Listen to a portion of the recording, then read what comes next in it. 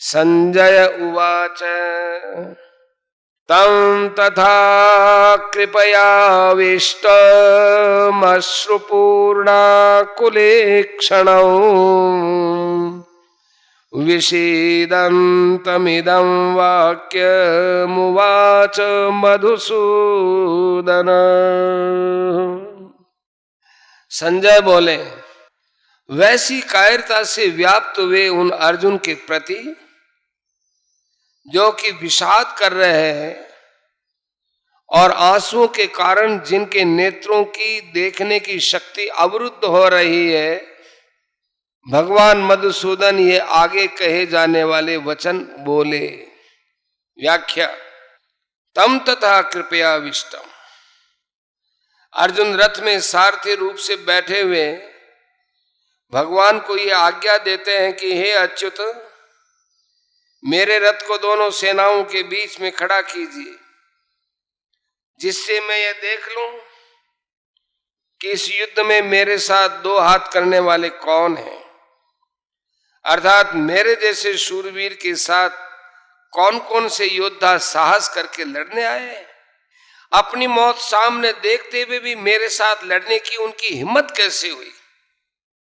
इस प्रकार जिस अर्जुन में युद्ध के लिए इतना उत्साह था, वीरता थी, वे ही अर्जुन दोनों सेनाओं में अपने कुटुंबियों को देखकर उनके मरने की आशंका से मोहग्रस्त होकर इतने व्याकुल हो गए कि उनका शरीर शिथिल हो रहा है, मुख सूख रहा है, शरीर में कंपकंपी आ रही है, रोंगटे खड़े हो रहे हैं, हाथ से धनुष गिर रहा है, त्वचा जल रही है, खड़े रहने की भी शक्ति नहीं रही है और मन भी भ्रमित हो रहा है।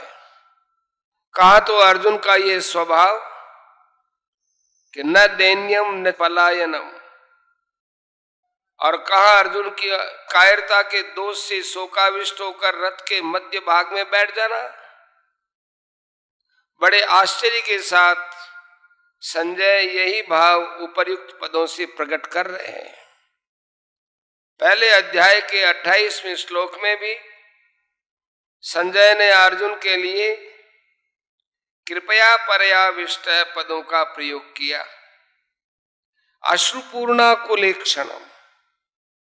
अर्जुन जैसे महान शूरवीर के भीतर भी कौटुंबिक मोह छा गया और नेत्रों से आंसू भरा है। आंसू भी इतने ज्यादा भरा है कि नेत्रों से पूरी तरह देख भी नहीं सकते। विषीदंतम इदम वाक्यम उवाच मधुसूदन। इस प्रकार कायरता के कारण विषाद करते हुए अर्जुन से भगवान मधुसूदन ने ये आगे दूसरे तीसरे श्लोक में कहे जाने वाले वचन कहे।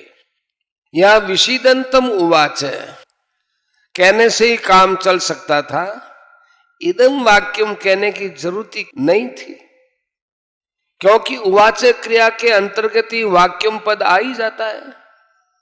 फिर भी वाक्यम पद कहने का तात्पर्य है कि भगवान का ये वचन, ये वाणी बड़ी विलक्षण है। अर्जुन में धर्म का बाना पहनकर जो कर्तव्य त्याग रूप बुराई आ गई थी, उस पर यह भगवद वाणी सीधा आघात पहुंचाने वाली है। अर्जुन का युद्ध से उपराम हो जाने का जो निर्णय था, उसमें खलबली मचा देने वाली है। अर्जुन को अपने दोष का ज्ञान कराकर अपने कल्याण की जिज्ञासा जागृत करा देने वाली है। इस गंभीर अर्थ वाली वाणी के प्रभाव से ही अर्जुन भगवान का शिष्यत्व ग्रहण करके उनके शरण हो जाते हैं। दूसरे अध्याय का 7वां श्लोक। संजय के द्वारा मधुसूदन पद कहने का तात्पर्य है कि भगवान श्री कृष्ण मधु नामक दैत्य को मारने वाले, अर्थात दुष्ट स्वभाव वालों का संहार करने वाले हैं, इसलिए वे दुष्ट स्वभाव वाले दुर्योधन आदि का नाश कराए बिना नहीं रहेंगे।